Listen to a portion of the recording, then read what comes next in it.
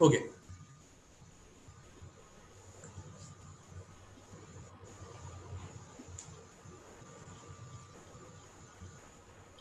Actually, the problem is I'm seeing only this. What I'm working in the PPT, I'm a PowerPoint. I'm not able to run the slideshow here. Hmm. So the full screen mode is not Full on, screen sir. mode. Full Full screen mode is screen. not. The slideshow and Okay, now is yeah, now it is it should open. work. It is Now open. it's Yeah. clear. Yeah. Okay, so I think we are good to go. Yes, sir. Yeah. So we will start at 6:30, sir. Sure, that's fine, not an issue. Yeah. So meanwhile, I just Sure, sure, sure. No issues. redo something.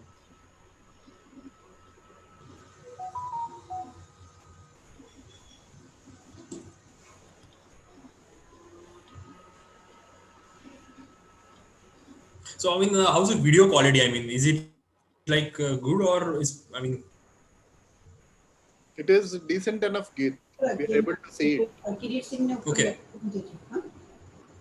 There is a little bit of lag, but it's That's all okay. because in here this resort Wi-Fi is like pretty much slow. I don't know whether what we can do for that thing. I Yeah, just but it is ask. okay. We are able to That's okay. follow it. Yeah. Hmm. Only plus thing is like we are able to communicate. I mean properly. So Yeah. that suggests that the Wi-Fi speed is okay. I mean not that great, but still it's like we are not lagging in. Communicating. So that's Yeah, good. that is. True, true. Otherwise, in video is always it happens same thing. I mean, I have tried this thing. It always How is it in Gujarat, ma'am? Any effect of second wave? Yes, yes, already started in Ahmedabad. Okay, okay, madam. First, 40% increase in the number of cases in the corporation hospitals. Oh, Last, I think, 4 5 days. okay. actually 10 days ago my wife got COVID positive. So we are we are like pretty much in a difficult situation. She's fine, Nagit. Now she's doing good. She is good. I mean, we are like just that's why we are just celebrating finishing COVID. So we just come outside out of home. Okay, let's do go for weekend time. Yeah, Your, yeah, your yeah. kids, are they okay? Kids? Good, good. So that's why How's again next week is Diwali. So we your thought, mom? The mummy, हाँ એમને કેમ છે? How is she? Bus fine fine એકદમ જ હવે almost બધું જ recover થઈ ગયું એટલે જ અમે આજે સેટરડે સન્ડે નીકળી ગયા બહાર મેં કીધું કે હવે 2 દિવસ જઈ આવીએ હવે Troublesome, eh?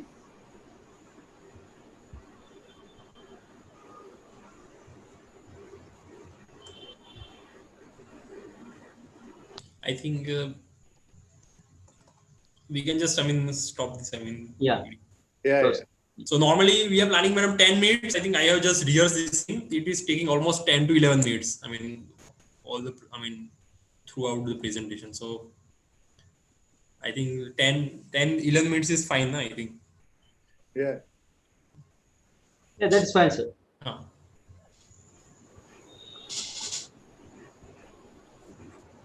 Okay. So let's like stop sharing. Okay.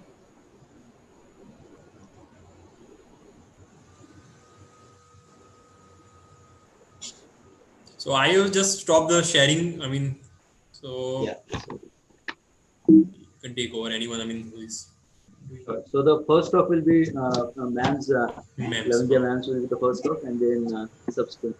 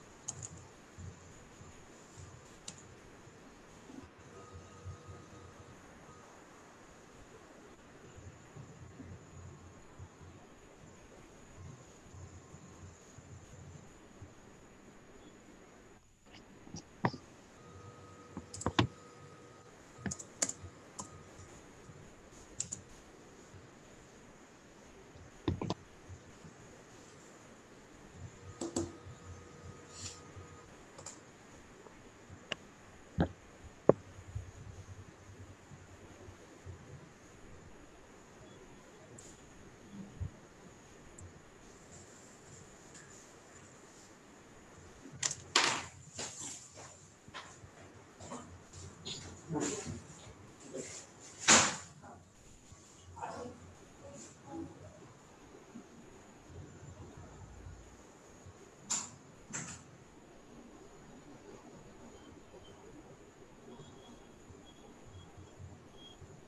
Dr. Bharti, very good morning, ma'am. Hi, good morning. How are you? Yeah, I'm doing good. How about you, ma'am? Yeah, very good. Thank you. Yeah, thanks for organizing this. Yeah, Thank you so much. yeah, I'm looking forward to it. So, we all are. Hi. How are you, Bhati? Good evening. Good Hello. morning. Good morning. Very Yeah, good. good morning for Oh, us. Woke up from the bed now. Pardon me? What time? 7:30. Yeah, it's about 7:54 in the morning. Good, Yeah. good. And Yeah. could you please talk to uh, Dr. Hajira. Dr. Hajira? Yeah. So I already talked to her. She will log in. I couldn't contact her. I sent a message. Baki, Right. the connection is good. Nareshbhai connection okay છે video થોડો break થાય જેવું છે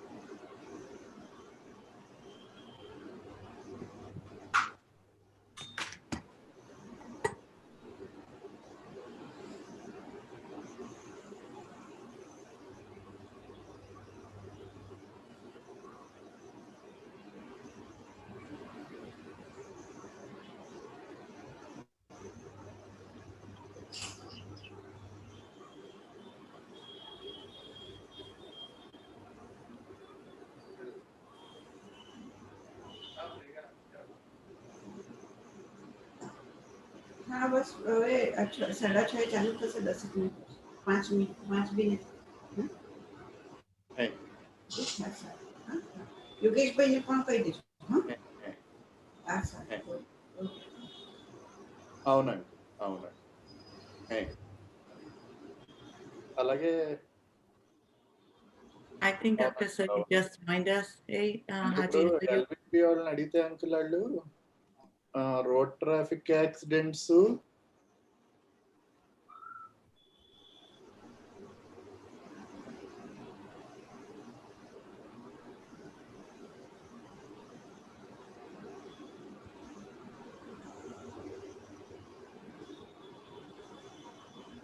Hi.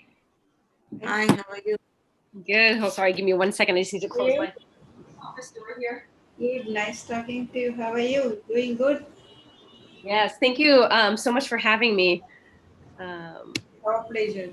Yeah, great opportunity. I'm sorry. I was away last week, and so there's a gap in the communication. I apologize, but Dr. Gingwani was able to make sure I got up to speed.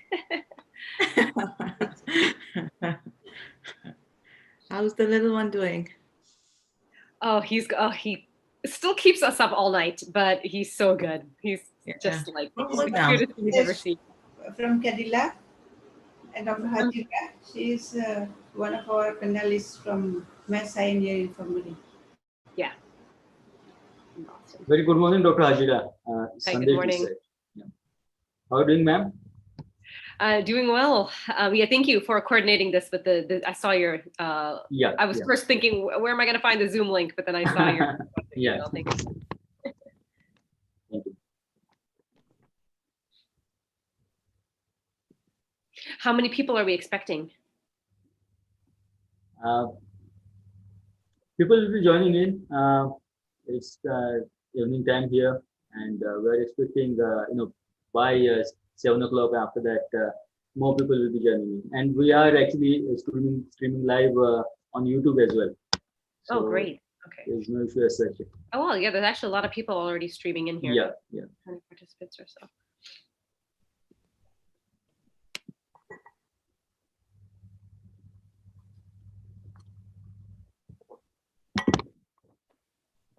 So are you planning to mute everyone? I know this is going to be the Zoom one, right? So yeah, so actually I have muted everyone. Only speakers, I have made all of you, all the speakers co-hosts. okay. So you people can unmute yourself. Okay. The rest all they cannot. So should we start, ma'am, or should we wait for some more time? Bharti, ma'am? We are all ready. What's the time? It's right 8 o'clock. So I think we should start. People will keep joining in, but I think we should start on time. Yeah. Yes. Hello.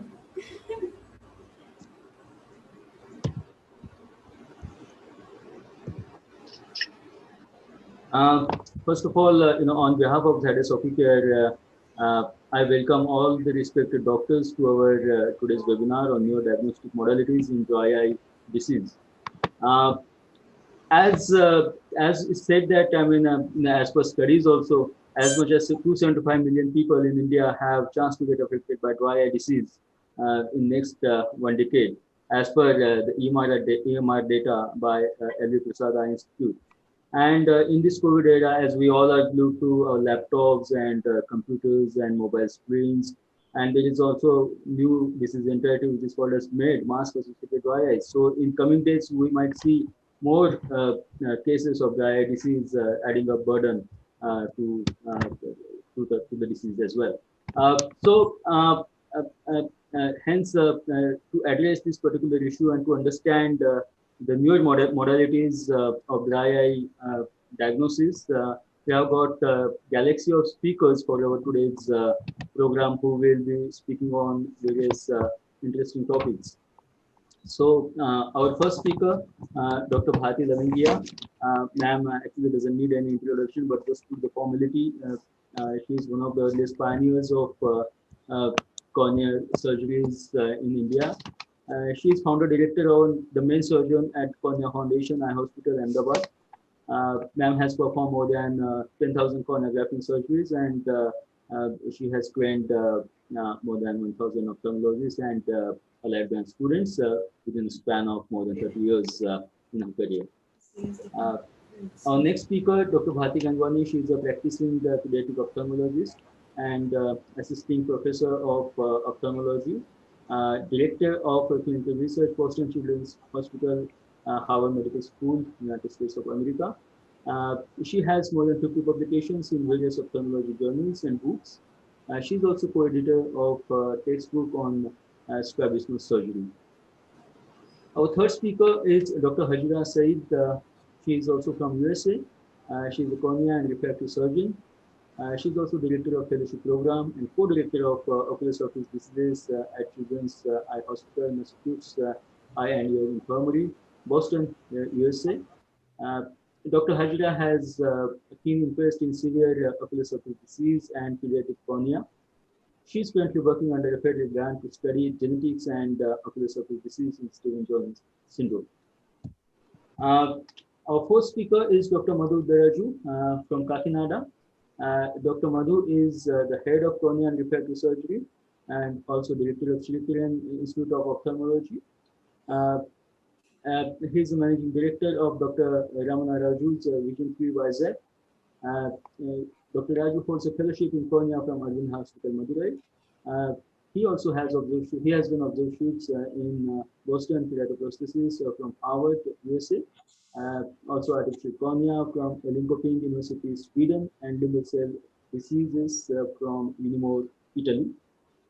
His areas of expertise are cornea and refractive and phaco, ocular surface, and keratoprosthesis. Last but not the least, Dr. Geet Shah is our speaker for today's program. He is the director of Cornea Clinic Ahmedabad, and he has done his comprehensive fellowship from L.V. Prasad Eye Institute.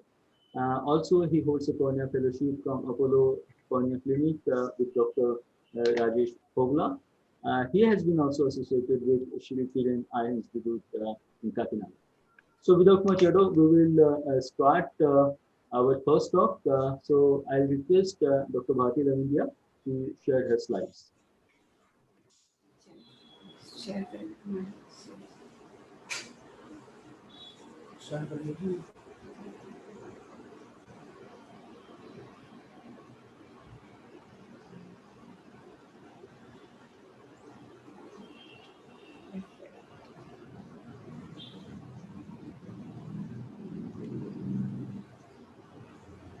full screen.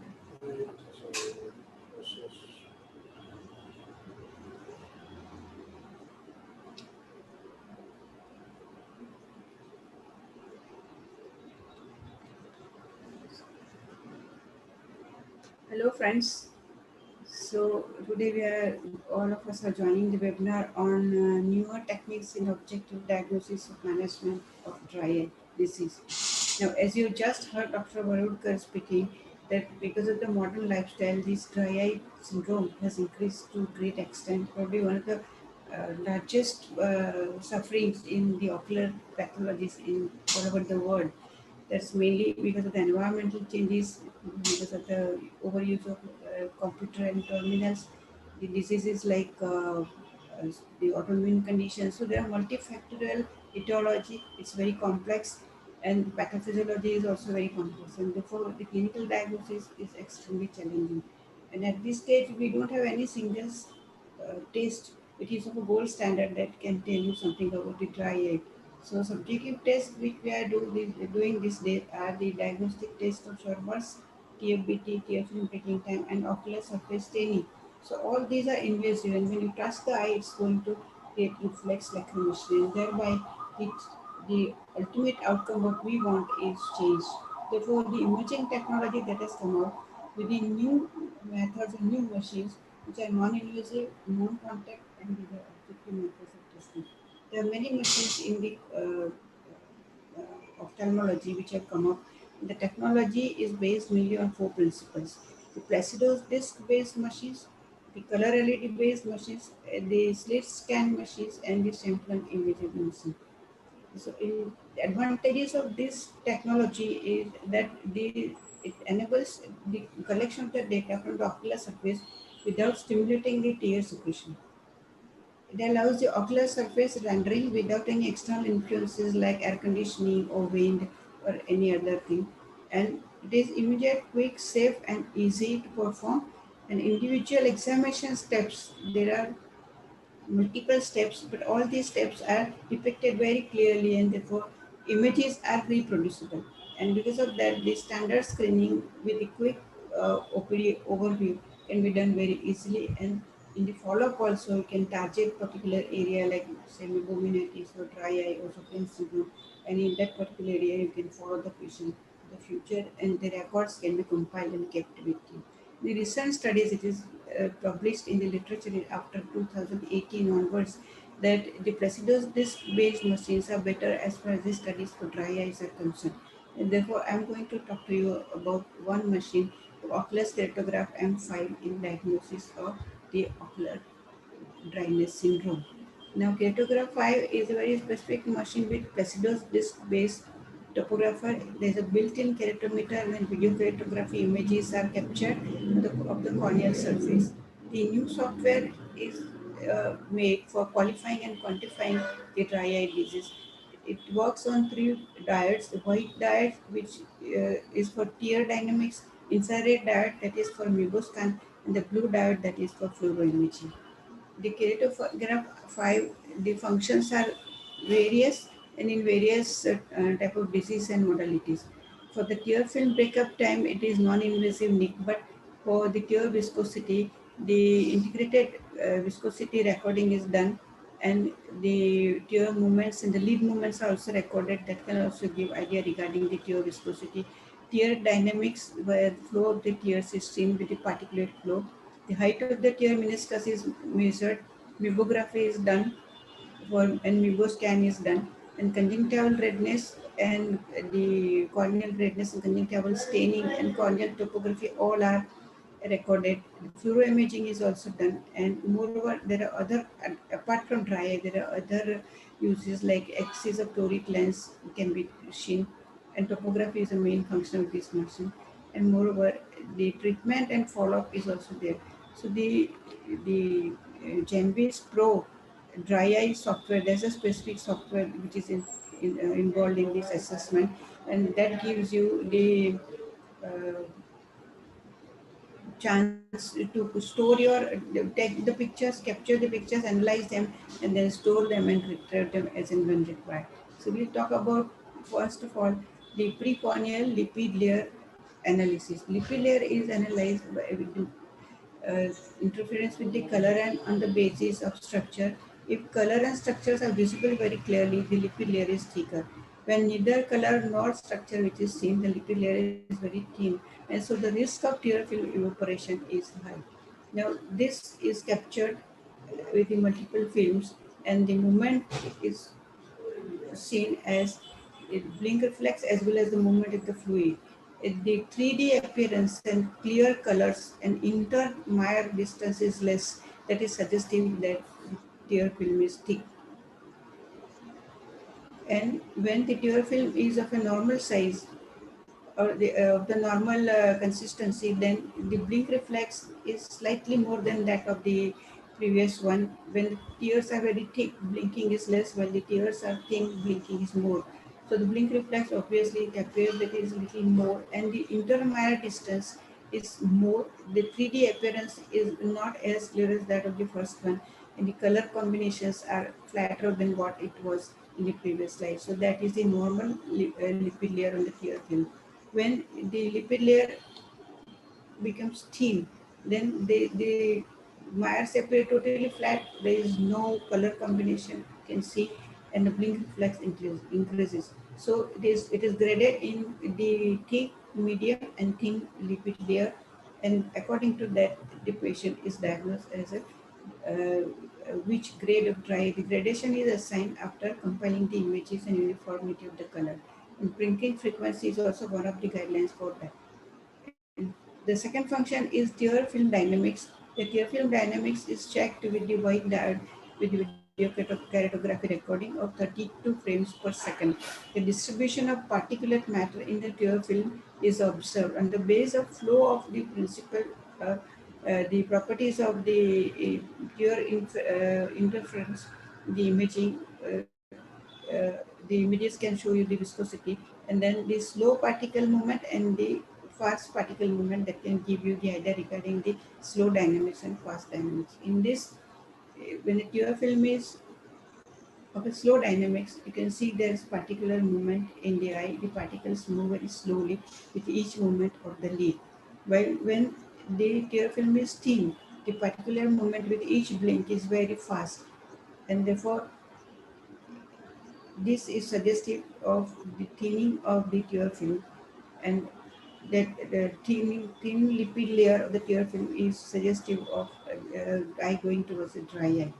Even patient is not symptomatic, in that case also all these tests can give you the guidelines regarding the irritation of the eye to a certain extent, which may not give other tests like Shermer's and TFBT positive. The third test is the tear meniscus height, TMH. Tear meniscus height is around 60 to 75% of the tear volume, and TMH is a non-invasive dry eye test. The height, width, cross-section area, and the meniscus curvature is assessed in this particular test.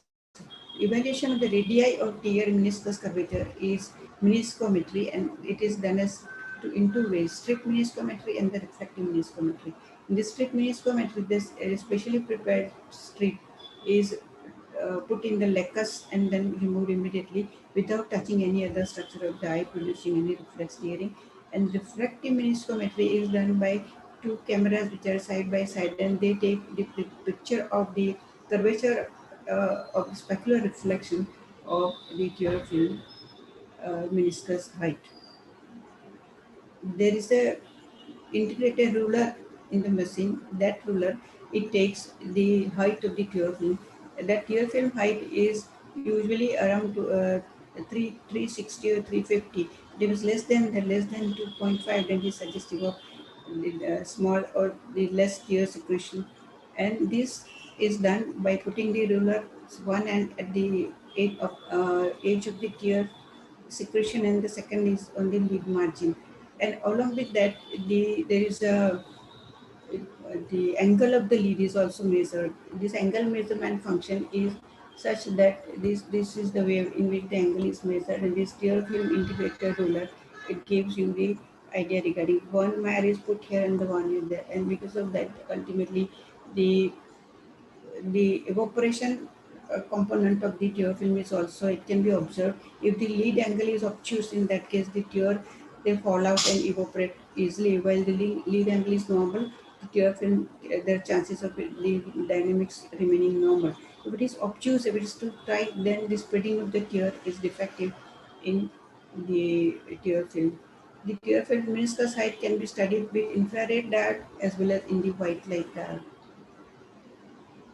The fourth function is tear film stability or nick, but the video chromatography captures 10 topographic maps in 1 second, and the corneal surface is analyzed as a quantitative as well as quantitative secretion of the tear, and dynamics of tear, and the weightability of the eye is checked with this particular machine, and then it is classified as a surface irregularity index and as a surface asymmetry index.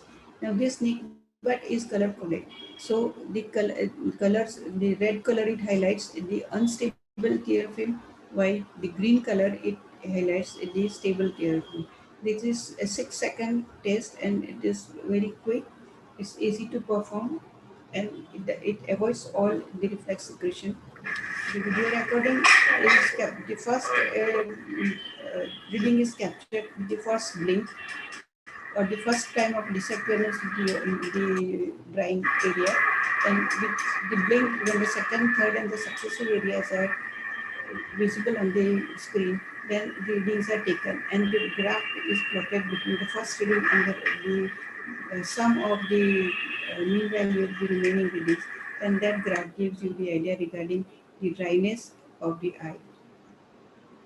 So the analysis is done divided into 0, 1, and 2 depending upon the unstable, critically stable, and the stable tear depending on the secretion.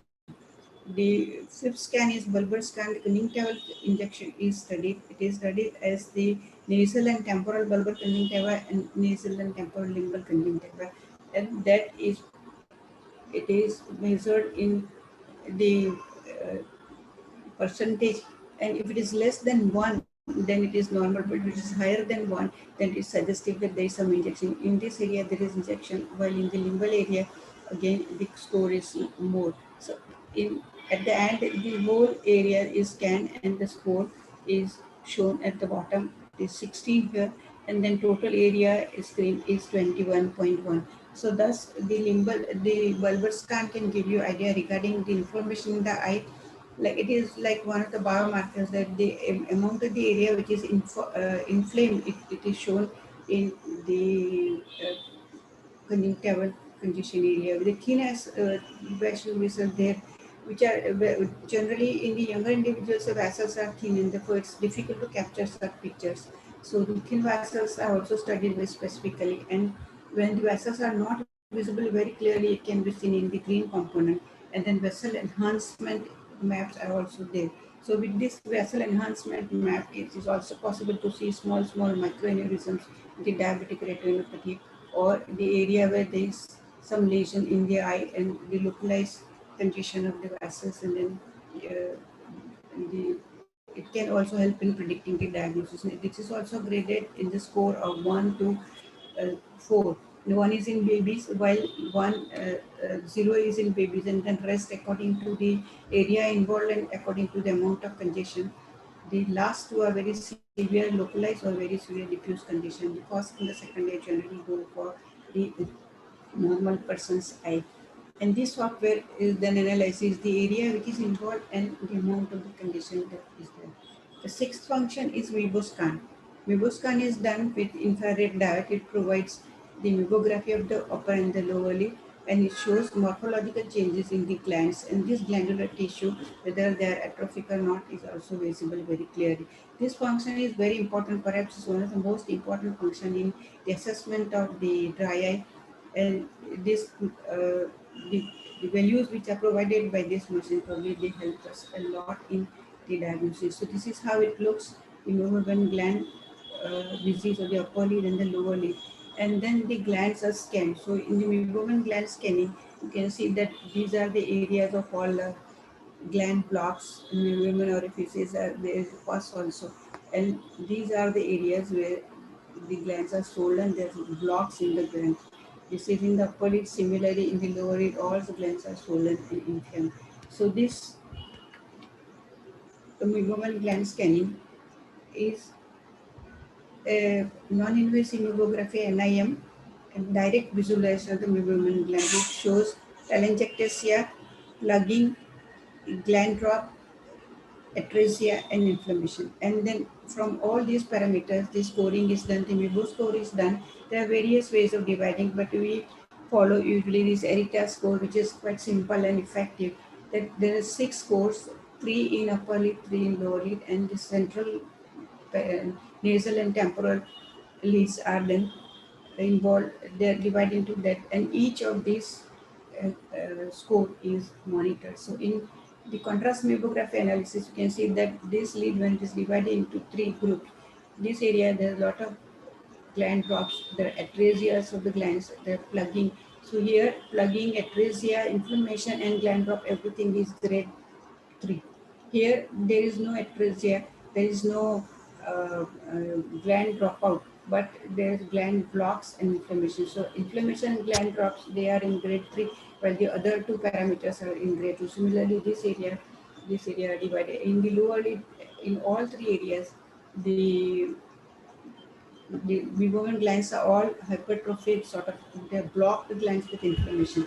So inflammation block is in grade 3 in all these 3 areas, but the atresia and gland drops are not there. This is the way how it is scanned. So MIBO scan and MIBO score is done in that way, and then these parameters help us in the follow-up when when the changes in the glands occur. So this is a sort of educational tool when you can show the patient that what has happened to it, and then you can print and save this material, and then you can save it in the computer also, in the cloud also. And so this is one of the most important new strategy in the management of dry eye disease. This machine has helped us a lot in developing our dry eye practice and helping the patients.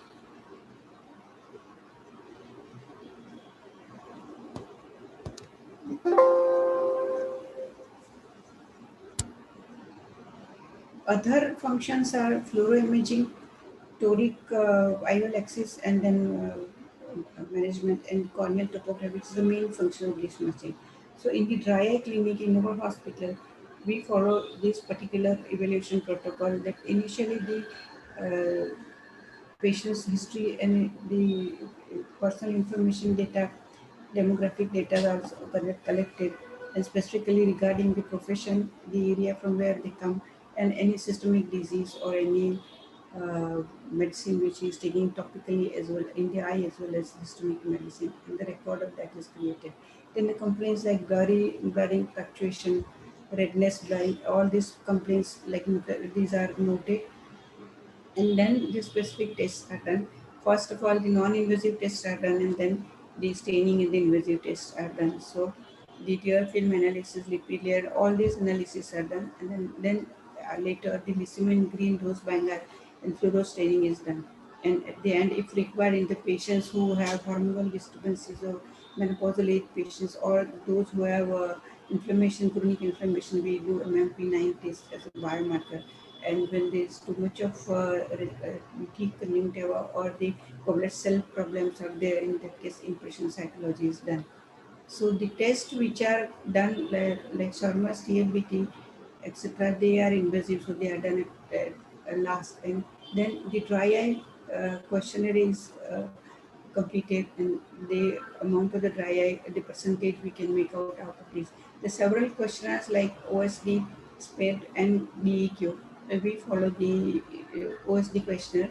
In this questionnaire, usually all the data of the patient are asked, and then it's completing the right and the left eye TFBT. All these tests which I have mentioned now, they are done in, and then ultimately in the end we do rose Bengal or lissamine green stain, and then from that we come to the conclusion that the OSD score is derived. The, as we know, the principles of OSD score, that the environmental conditions, how much the effect with the patient, the difficulty in the working and seeing during the day or night is also scored as 1, 2, 3, 4, 5, and then other problems like watering or the daily life, the disturbance in daily life, all these are noted, and all the scores which are done. And after doing these scores, they are compared with this, and the mean of this is removed as OSD score, and this OSD score is also useful in the follow-up of these patients. So this particular type of examinations which have come up in the recent technology, probably they are the boon in the management and treatment for dry eye. Up till now, dry eye disease was a very difficult disease to treat, because most of the times one tear film or the upper or the lower is defective, all the three tear films are disturbed. And therefore, we were always used to be in dilemma that what to do with this patient. Now this is specific, we can make out that which area of the tear film is defective and what is the defect, and according to that it gives us a chance to treat the patient in a much better way for the satisfaction of the clinician as well as for the patient. Thank you so much for giving me your patient listening. Thank you all.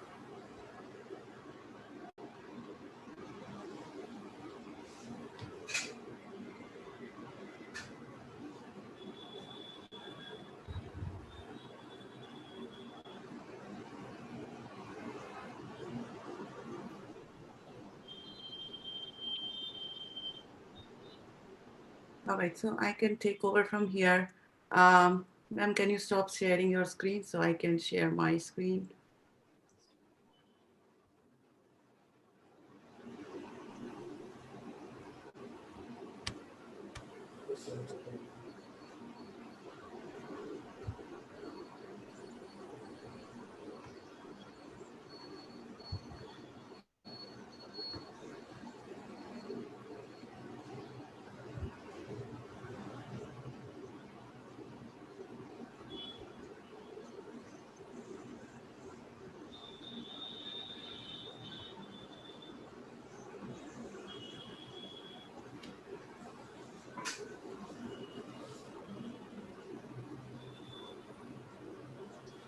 Okay, all right.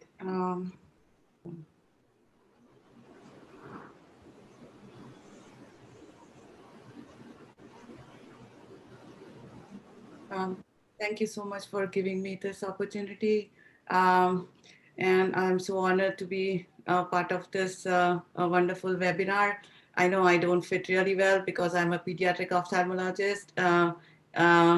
And I feel really honored to be giving this talk among all those cornea specialists out here.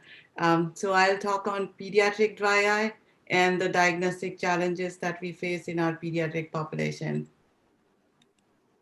Um, so when we think about dry eye, the most common picture that comes to our mind is of a middle-aged or an older woman in her 50s who has the red eyes and the itchy eyes, and we don't really think about this population. Uh, so dry eyes are very common in the adult population, and it can affect up to 50% of population, as we learned from Dr. Lavingia. Fortunately, the dry eyes are much less common in pediatric population, but given the environmental factors that we discussed earlier, more use of screen times, it is getting more common in the pediatric population, and most studies, they estimate the prevalence to be up to 25%. Again, it varies from 5 to 25% in various studies out there. But most of the time, pediatric dry eyes are underdiagnosed, they are undertreated. Just as in adults, it's irritating, it's painful, it can affect the vision in severe cases, makes it difficult to perform the school and study activities like reading, using the computer, which is probably much more relevant in the current times, where the kids are spending more than half the day in front of the screens doing their virtual school during the pandemics. Um, so I don't know if it's good or bad, but children, they don't offer up their symptoms like the adults do. I know we see adults in the clinic, they can complain. Most of the younger kids, probably less than 10 years of age, they don't complain so much. And this was a study which showed that even though the children, they had a similar degree of dry eye, they did not complain much about their symptoms. So this study evaluated 45 children around the mean age of 9, compared them to the adults. There was no difference in fluorescence staining, the tear breakup time, the Shermer score. Despite that, they reported much fewer dry eye symptoms compared to the adult population. Um, so I think it's because the kids, they don't cooperate too much, they don't complain too much. Probably parents are the one who bring them in with the complaints of redness, itching of the eyes. Again, the exam is going to be limited in this population, so it's very important to understand the causes. So I try to understand the causes depending upon the layer of the tear film. As we all know, there's an outer lipid layer, the middle aqueous layer, and then the mucin layer, which kind of hugs the cornea. So the lipid layer basically reduces the evaporation because it's a fat. It's mainly secreted by the meibomian glands and the glands of Zeiss and Moll, which are along the eyelid margin. So any degree of meibomian gland disease or dysfunction can cause dry eyes. So some of the common causes would be the blepharitis, meibomitis, the acne rosacea, and meibomian gland dysfunction is one of the common one in our pediatric population too. So the second, or the aqueous layer, it provides oxygen, electrolytes, and kind of immunity. And it's mainly secreted by the lacrimal and the accessory lacrimal gland. So any condition that causes the lacrimal gland dysfunction, including congenital, the inflammatory, autoimmune causes, certain drugs. So anything that affects that lacrimal gland is gonna affect the aqueous layer and cause the dry eye. The third layer is the mucin layer. It basically reduces the surface tension and it allows that aqueous tear film to spread evenly, and it helps structure that tear film. It's mainly secreted by conjunctival goblet cells. So any condition that causes the conjunctival scarring and keratinization, such as Steven-Johnson, the graft versus host disease, alkali burns, vitamin A deficiency, these are the conditions that are going to affect the mucin layer and cause the dry eye. So if you really look at the most common causes that we encounter in our pediatric population, meibomian gland dysfunction is still the commonest one. We do see Steven-Johnson syndrome, and Dr. Saeed is going to discuss that in detail. So chronic ocular allergies, graft versus host disease, uh, these are the other common conditions that we see. Just because ours is a major tertiary care center, we do see quite a bit of graft versus host disease. Autoimmune diseases like GIA, Sjogren's, lupus, Systemic diseases like type 1 diabetes, thyroid, they can cause dry eyes in the pediatric population. In US, we don't see vitamin A deficiency that common as we did in India, but we do see it in patients who have short bowel syndrome or cystic fibrosis. I know we recently had a patient who had a non-healing ulcer which didn't respond to all the fortified drops, and that's when I think we assessed that probably the kid has some nutritional disorder. We ended up sending vitamin A, and then the kid had the vitamin A deficiency, which was causing the non-healing corneal ulcer. And once we started vitamin A, it just healed super fast. So these are some of the conditions you need to keep in mind when you are looking at our pediatric population. Again, contact lens wear, especially in that teenage age group, is another common cause of dry eye.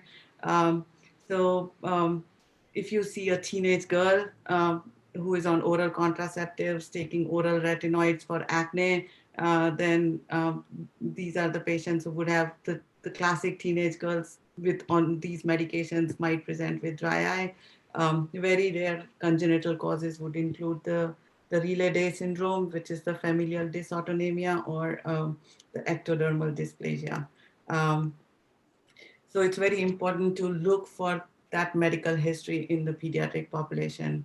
Um, so allergies are pretty common in our part, especially the northeast of US, just because it's so cold in the winter months, and the all the trees, they shed off all the leaves. So when the leaves, they start to grow during the spring season, there's so much pollen, you can really feel like a thick layer on all the surfaces outside when you go. So allergies are very common during the springtime and the summertime here. So the milder ones, they include the seasonal perennial allergic conjunctivitis, and the little more severe one, which involve the cornea, are the vernal and the atopic keratoconjunctivitis. So chronic ocular allergies, they have been associated with the dry eye disease. And it's kind of a vicious cycle that they create. So these kids, they have really red itchy eyes, they tend to rub their eyes a lot. So it eventually it creates the cycle where there's an ocular surface damage, there's an ocular surface inflammation, and then it causes the tear film instability, it causes the tear hyperosmolarity, and which ultimately leads to some neurosensory anomalies. So it just, and then once you use the antihistaminics, the medications, the preservative drops in containing the benzalkonium chloride, it just aggravates the cycle and leads to chronic dry eyes. So these allergies are pretty common right from the young age into the teenage years, until they really outgrow some of these allergies or eventually get desensitized. Um, so graft versus host disease is quite common. I would say 4 out of 5 patients after stem cell transplantation, they have some kind of graft versus host disease. And it's mainly used to treat some immune deficiencies, aplastic anemia, leukemias. And we are associated with a major Dana-Farber Cancer Institute, so we do see quite a bit of graft versus host disease. Again, it mainly tends to affect the conjunctiva and the lacrimal gland. It does cause high CD4 by CD8 cells, more CD14 plus cells that are the macrophages, increase inflammatory markers, and they decrease the goblet cell deficiency, which again leads to that dry eye. In the lacrimal gland, it causes stasis, just like the bile duct stasis, something like that. There's increased fibroblast, excessive fibrosis in that lacrimal gland, along with that inflammatory response, which really reduces the tear secretion and causes severe dry eye in this population. Um, Fortunately, the contact lens wear in the pediatric population is less associated with the dry eye compared to the adult population. So this was a study which showed that only 5% of the pediatric population had dry eye compared to like 56% of the adults who wear the contact lenses. So it's believed that the child's lacrimal system, it just produces more tears. Their tear film contains less lipid and mucin, causing fewer lens deposits. Um, Again, in this study, they did use daily disposable contact lenses, which are the ones that are most commonly used here. And then again, as we know, they have a poor ability to identify their discomfort. So typically they don't complain much like our adult population. And as we already know, the smartphone is the biggest new risk factor for the dry eye disease. And this study found about 10% of the population had excessive smartphone use and caused dry eyes. Um, so I think as we know, the diagnostic challenges are difficulty articulating the symptoms, especially until 7 to 8 years of age, or probably until 10 years of age. They could have varied manifestation. They present with rubbing, redness. They are not very cooperative for the slit lamp exam, especially the younger ones. They won't sit more than like half a minute. So you get such a limited exam. Again, many of them would not be cooperative for the objective test for diagnosis of dry eye. And all the questionnaires that are powerful diagnostic tools in adults, they typically might not even work for the pediatric population. Um, so I guess we need to do some detective work to find out what's causing the symptoms for them. So it's very important to obtain the detailed history, make sure you find out what are the main symptoms, what are the aggravating factors, the relieving factors. If they complain about red itchy eyes, then you should suspect ocular allergies. Again, frequent blinking, rubbing of the eyes, they shy away from the light, they might have foreign body sensation. Again, it's very important to rule out glaucoma in this population. If they are too sensitive to light, they have some kind of excessive blinking with blepharospasm, very important to rule out glaucoma in these kids. Important to find out if there's any family history of any systemic diseases, are they on any medication, systemic, topical, good medical history to rule out all the conditions that we discussed earlier, which can help you determine the cause for that dry eye. What next? How do we examine these kids? So if you can do like start with a gross light exam or handheld slit lamp, probably for the younger population might work. But make sure you take a good look at the skin, look at the lid margins to see if they are inflamed. Again, as I said, meibomian gland dysfunction is the most common one. So look at those lid margins carefully. Look at the parents or the siblings for underlying facial rosacea, which might be common, um, which is especially common in our area. Again, if that's not a good day, just try bring the kid in another day. Don't hesitate to perform an exam under anesthesia if needed. So some of the objective tests that can be done in our pediatric population, you can just measure the blink rate while they are sitting in front of you. Um, if they are comfortable, try to put them in front of slit lamp. Look at those lid margins, fornices, conjunctiva, cornea, whatever you can get a look. You can measure the tear meniscus height grossly. Probably once you see a couple patients, you get an idea. If it's a dry eye, even if you might not be able to measure it, you'll get an idea that the tear film is really, really low. Um, um, try again. They might not sit in front of the machine, so it's better to hold them down and put a drop of fluorescent. Fluorescent, it still works great. So once you have the fluorescent in, you can look at the meniscus height. You can measure the fluorescent tear breakup time. The normal breakup time in kids is around 14.5 to probably 21.75, much higher in newborns. It is measured up to 32 in the real newborns, but less than 10 indicates the dry eyes for us. Fluorescent again is a better stain compared to lesamine and rose bengal, just because it stings quite a bit with the rose bengal. So we typically don't use it in the pediatric population. We have a fluorescent drop which is mixed with the proparacaine, which is a topical anesthetic.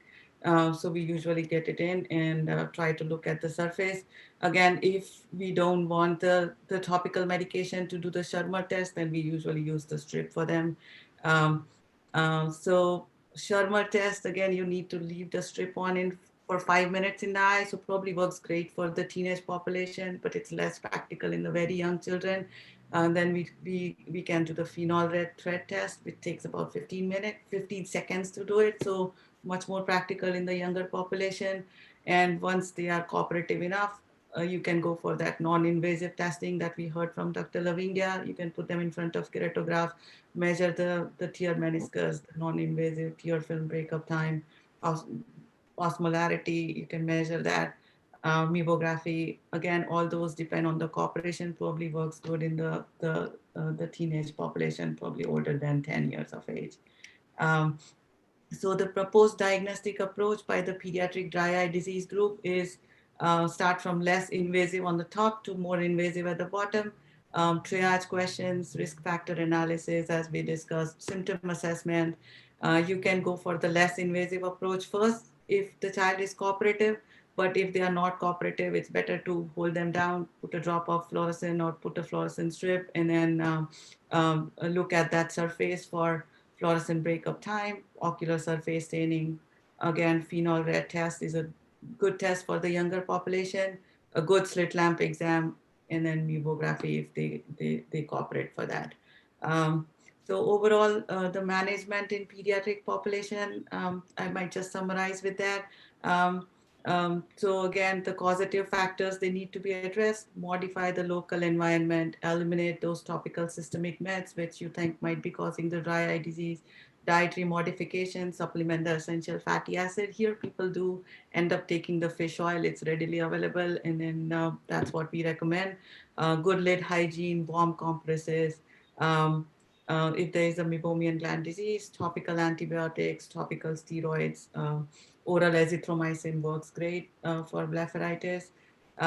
Again, we start with the lubrication to the eye. So with the artificial tears and ointment, again, if you are giving it for a long time, we do prefer preservative free for the pediatric population, moisture chamber at night if needed. So there was a study which evaluated punctal plugs in this population. Uh, it was believed that probably that might work better than the drops because the compliance might be better, but it found 25% extrusion rate due to rubbing, scratching, manipulation. So again, that would come as a second line to the topical lubrication. So when you use steroids, again, use it cautiously given the risk of glaucoma, PSC in children. Avoid tetracycline in children less than 9 years due to dental staining and effect on bone development. Immunomodulatory therapy like cyclosporin works great, graft versus host disease. But again, they really, really sting. So compliance is not very great in the pediatric population. The further line of management would include autologous serum eye drops. We do use bandage contact lens quite often in our patient population. Amniotic membrane graft, probably Dr. Haji might discuss about that. Surgical punctal occlusion, and then PROS lens. It works great. It was developed in Boston, so we do like the PROS lens. It's a prosthetic replacement of the ocular surface ecosystem. And I think it's available in 4 centers in India too now. But Dr. Saeed has this interesting paper which evaluated the use of PROS lens in the pediatric patient with Stevens-Johnson syndrome, but we use it in the graft versus host disease and the other causes of dry eye. I mean, severe dry eye, and it works really great.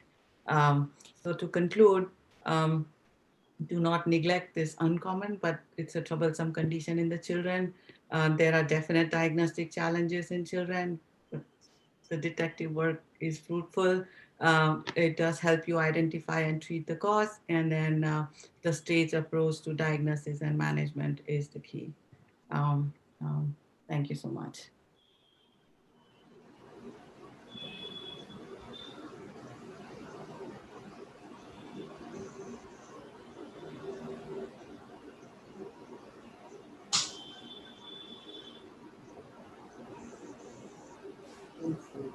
See, Dr. See.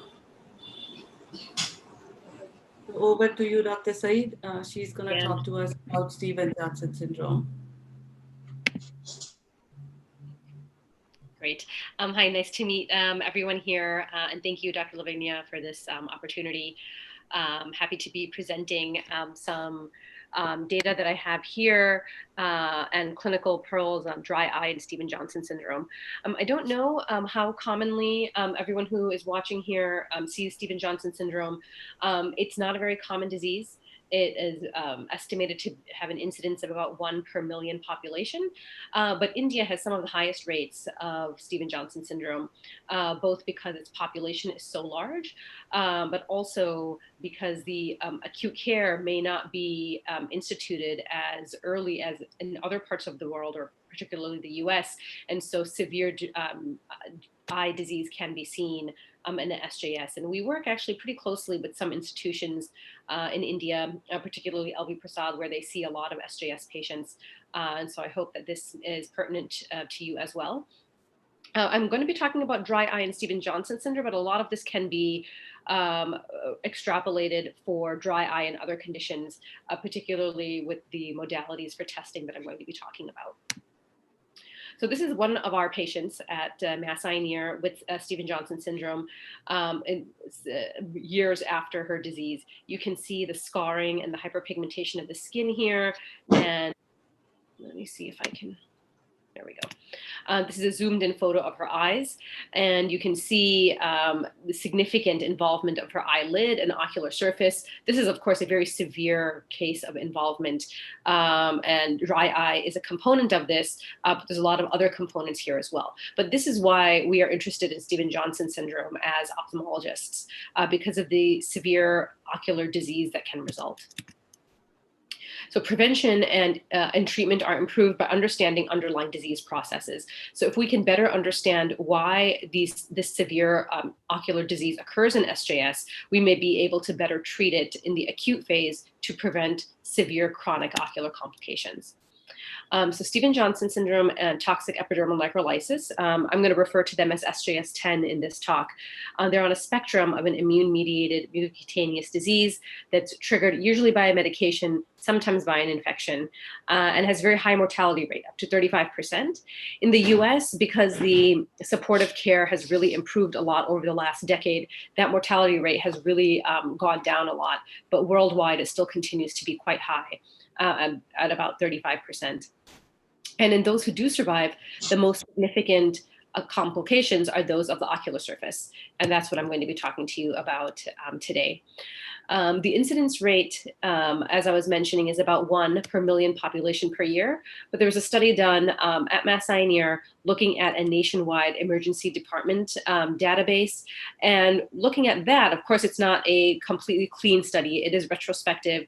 It's looking at a database. There may be some repeat incidences, repeat patients in there. But using that, it seems that the incidence may be significantly higher, maybe 12 per million population.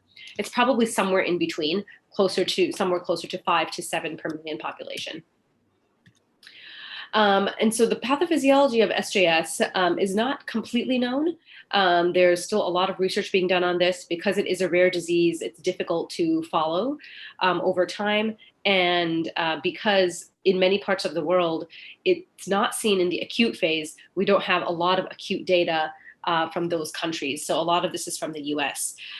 General concepts include the fact that early involvement is highly variable, and it can range from conjunctival hyperemia to near total sloughing of the ocular surface, including the tarsal conjunctiva and the eyelid margins, which I'm going to show you in these photos here. You can see in this first photo here on the top left, the conjunctival hyperemia. In the second photo, you can see that there's a corneal epithelial defect along with the pseudomembranes here being pulled by the forceps. And then in that last photo, it's a little bit zoomed out, a little bit unclear, but you can see that there's eyelid margin ulceration and staining of the eyelid margin. So early disease, which can involve conjunctival pseudomembranes with kissing epithelial defects, as well as eyelid margin necrosis, can lead directly to symblepharon formation and then late progressive corneal degeneration, respectively. And that can really cause severe ocular surface disease, including corneal blindness. Now, these bottom photos here, for those of you who have seen SJS in India, these may be familiar. These are quite common presentations for SJS in patients who have not had any acute treatment. So you can see complete keratinization of the ocular surface here on the bottom left. In the middle, you can see that there is a severe symblepharon and conjunctivalization of the ocular surface. And that last photo shows severe and total complete conjunctivalization of the ocular surface. At this point, it's very difficult to do any meaningful medical intervention. These will all require surgeries, none of which have great outcomes. So we really want to make sure that we can detect disease as early as possible so we can institute treatments as early as possible as well. So chronic disease is dependent on the degree of ocular inflammation and damage in the acute phase. That is probably obvious, but there are several mechanisms for causing ocular surface disease in SJS. The first is eyelid malposition, which can lead to exposure keratopathy or chronic and recurrent trichiasis. And these last two here, which are highlighted because these are the symptoms or the signs for which I'm going to be discussing some diagnostic modalities. Meibomian gland damage, which leads to lipid tear deficiency and increased evaporation of the tear film, and then inflammation in the lacrimal gland and scarred lacrimal ducts, which can lead to reduced aqueous tear expression. So the dry eye is the most common ocular manifestation of SJS, and it manifests as superficial punctate keratopathy.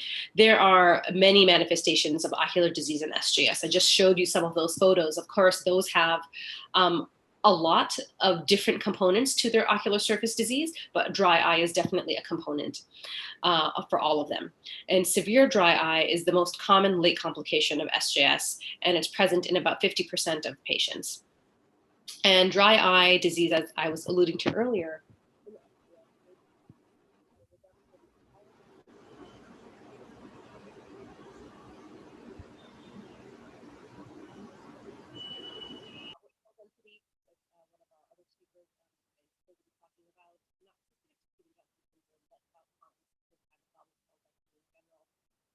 the second is lipid tear film, which is reduced due to squamous metaplasia of meibomian gland orifices. This infestation or blockage of those glands, and that can cause inflammation and eventually atrophy of those meibomian glands, which result in a reduced lipid component, an abnormal lipid component of the tear film. The last one is something that we used to think, which is that the aqueous layer is reduced due to scarring of the lacrimal ducts and lacrimal gland inflammation. But a recent study, actually out of Ali Prasad, has shown that there's actually not very much lacrimal duct scarring that occurs. There may be lacrimal gland inflammation, but not so much lacrimal duct scarring. And so there is an aqueous component, but it may be just due to inflammation and not so much due to scarring of the lacrimal system. So tear osmolarity is one way in which we can diagnose dry eye, and it gives us a platform for future treatment. So tear osmolarity is the concentration of solutes in the tear film, and it increases with decreases in the aqueous or lipid production. So as the aqueous and lipid components of the tears decrease, the osmolarity is going to increase, which leads to evaporation of the tear film, and that results in increased concentration of the tears. So now you have this increased concentration, essentially salty tears, and that leads to desiccation and desquamation of the epithelium of the ocular surface. Increased tear osmolarity is supported by the literature as an objective measure for diagnosing and grading the severity of dry eye disease. Now, it's not something that is done universally. There are some limitations, particularly with the cost of the devices that are used for measuring tear osmolarity, especially in the US. I don't know if that's the case in India. But from a research standpoint and objectively speaking, it really does give a very objective measurement for the severity of dry eye. And it may also be the best single metric to diagnose dry eye. So we have many different clinical clues and cues that we use to diagnose dry eye, including tear film breakup time, corneal and conjunctival staining. We have the Schirmer's test. Of course, we have just our exam in general, which can give us a wealth of information on dry eye. But if we're looking at just one individual tool, it may be that tear osmolarity is going to give you the most information if there's only one test that you're going to do. So how do you test tear osmolarity? It's actually a very easy procedure to do. You can see on the bottom right here that this is the device with the test card in it. You have the patient look up and in the opposite direction from where you will be collecting the tears, and it collects a very small amount, 5 nanoliters.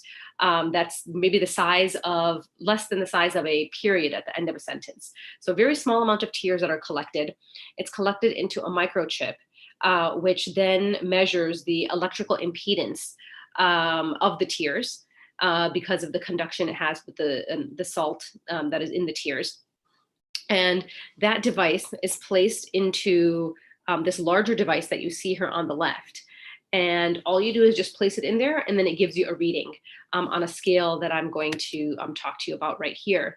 So the scale is from 300 to 340, and this is the milli-osmoles, so the osmolarity of the tears. And the cutoff threshold in most studies is higher than 308, so pretty much higher than 300, which is found to be the most sensitive for dry eye. Higher than 315 was found to be the most specific in differentiating between mild dry eye, mild to moderate, and normal subjects. In SJS in particular, there's only a few studies, very few studies that have been done on tear osmolarity in SJS. Those studies have shown tear osmolarity to be on average 325 milliosmoles, so in the moderate range, but 80% of eyes with SJS had an osmolarity of higher than 300 or higher than 308.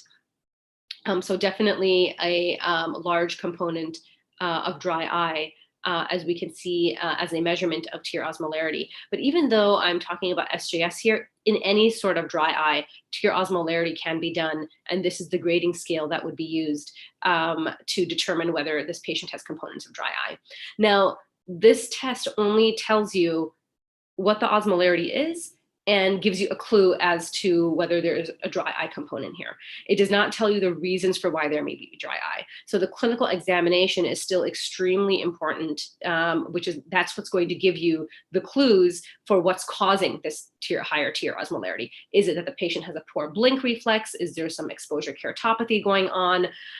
There's obviously many, many different components similar to the exam findings that Dr. Gangwani just spoke about earlier that can clue you in on why the patient is having increased tear osmolarity.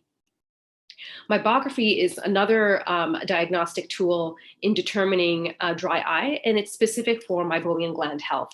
Dr. Lavigna spoke a little bit about meibography as well. So it's performed using a non-contract infrared meibograph to evaluate the integrity of both the upper and lower eyelids, the meibomian glands there. And it can either be mounted onto the slit lamp itself, or it can be used as a separate device.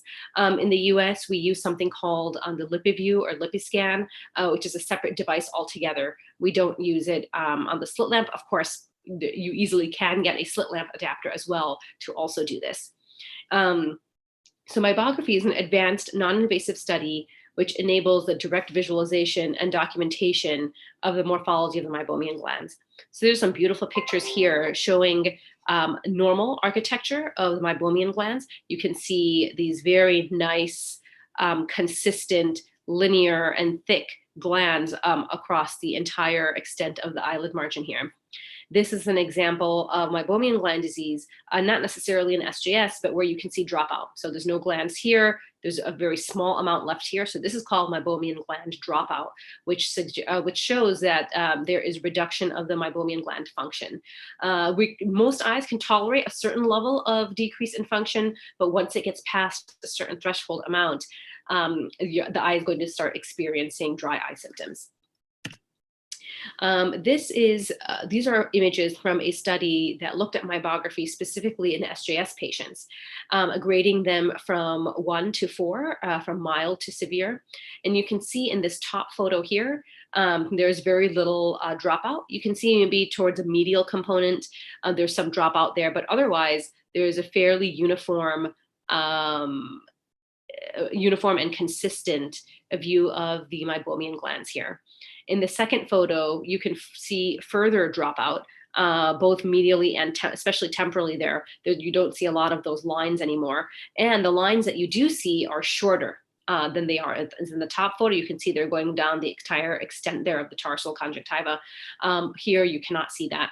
Third picture, even more so. And then the last one, there's complete dropout. You don't see any meibomian glands that are being imaged by the meibography. So this study had shown that 100% of the SJS patients either had partial or complete loss of meibomian glands, either in the upper or lower eyelid, and severe dropout was found in 81%. And this is likely, we think, due to severe meibomian gland involvement in the acute phase. There's severe meibomitis and inflammation of the meibomian glands, which then probably lead to this dropout that we see later in the subacute and chronic phases.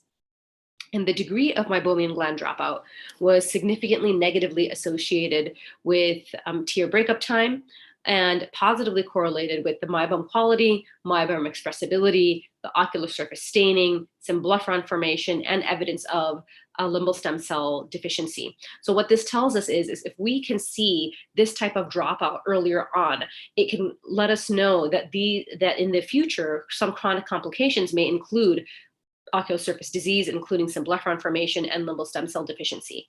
And the signs of ocular surface disease can take many years to manifest, particularly in SJS. We recently just published a paper in the ocular surface showing that even 4 to 5 years after the onset of SJS, symptoms can still occur. So just because a patient does not have symptoms 1 year out after SJS does not mean that they won't develop it later.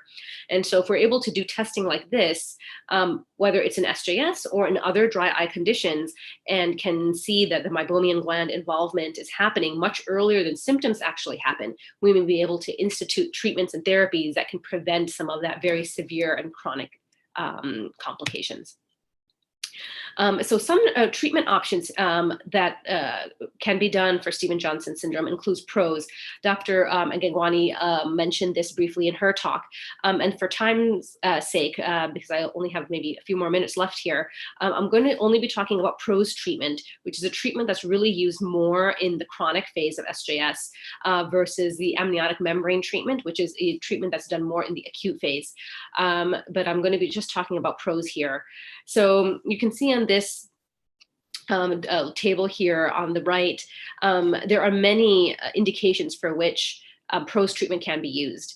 But 2 of the ones that we have been talking about are severe dry eye diseases, as well as Stevens-Johnson syndrome, which for which dry eye is a component, but not its totality. And it has made a significant difference in the quality of life and vision in these patients. So the PROS device, that stands for prosthetic replacement of the ocular surface ecosystem, is essentially a scleral lens that vaults over the cornea. You can see in this image here on the left that the, I'm going to try get out of full screen mode here so I can use my mouse here to show you. So this is a sagittal view. This is the actual PROS device here. And this is the cornea. You can see that this is the tear film that is in between the PROS device and the surface of the cornea, so that the surface is constantly being bathed in this solution. And there's an exchange from the outside environment onto the surface of the cornea. So you're getting this exchange of fluid that is bathing the cornea and allowing it to heal. And the PROS devices have been shown to help in a wide variety of diseases, as I showed in that previous table. But it helps not only with dry eye, but also persistent epithelial defects and trauma and microabrasion from the eyelid that can be causing defects on the surface of the cornea.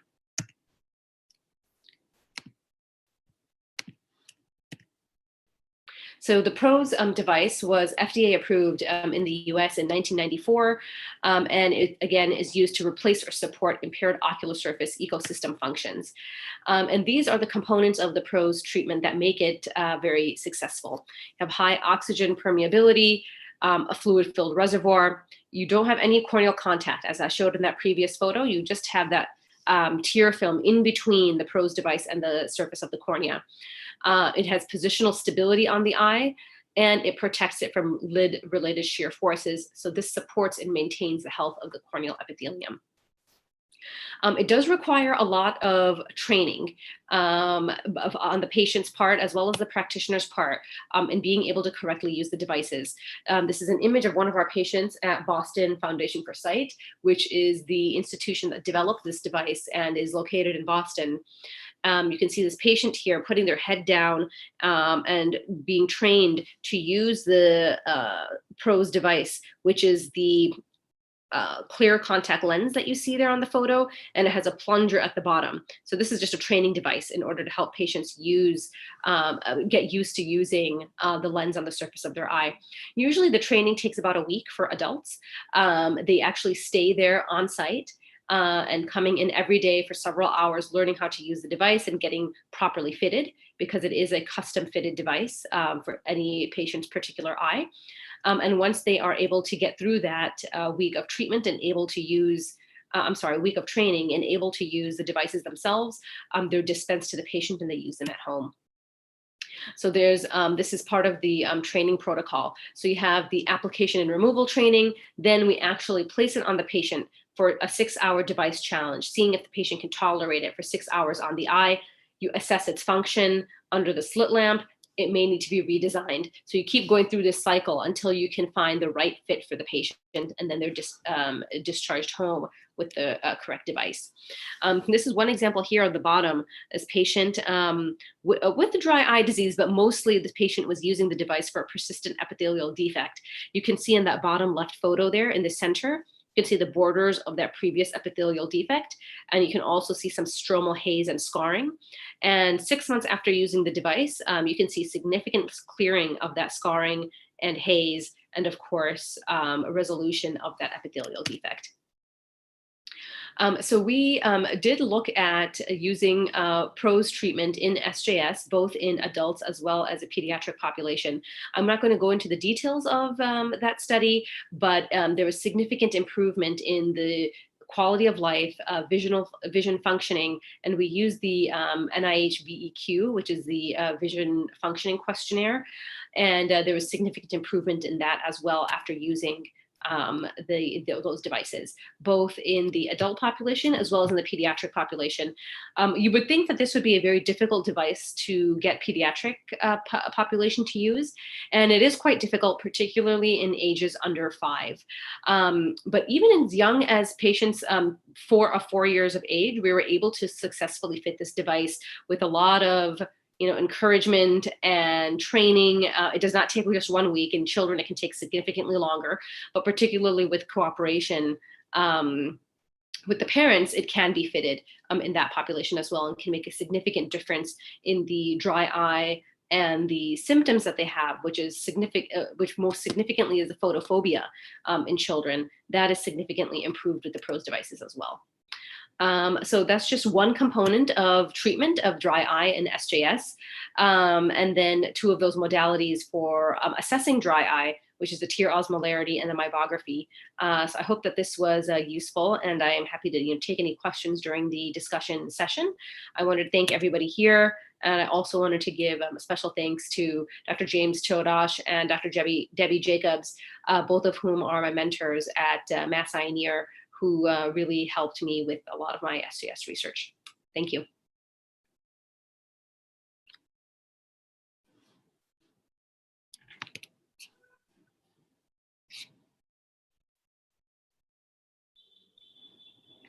With that, I think the next speaker is... Yeah, this is Dr. Madhu from India. Okay, great. Can I?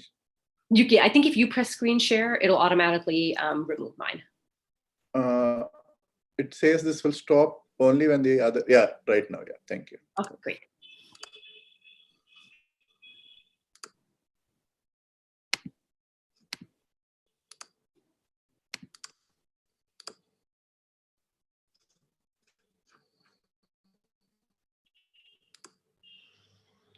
Very good evening, all of you. I firstly thank Bharati Lavangya madam for giving me this opportunity to speak on this very relevant topic in today's era. And I'm very fortunate to be even speaking in the same webinar where madam is speaking. She was indeed my father's teacher in his post-graduation. And I thank Saeed ma'am and Sandesh ma'am from Boston for their wonderful presentation. It has been a very good learning experience. And it's always a pleasure to meet Geet Bhai from Ahmedabad, who is a very good friend of mine. So without much further delay, so the topic today I'll be covering is about meibomian gland disease diagnosis and management. I have no financial disclosures in any of the products that I'm going to show in the presentation in the coming slides. So the scope of the talk would be under the following headings. First, we'll try to see how you can diagnose this disease by simply having a proper clinical examination. Then we'll try to see how you can look at the gland morphology, and then we'll try to do the tear film analysis, and then we'll go into the medical management and other non-medical management options that are available for MGD in today's scenario.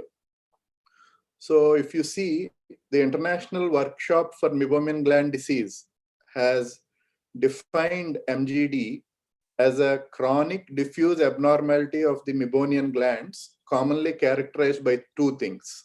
One is the terminal duct obstruction with or without qualitative and quantitative changes in the glandular secretion.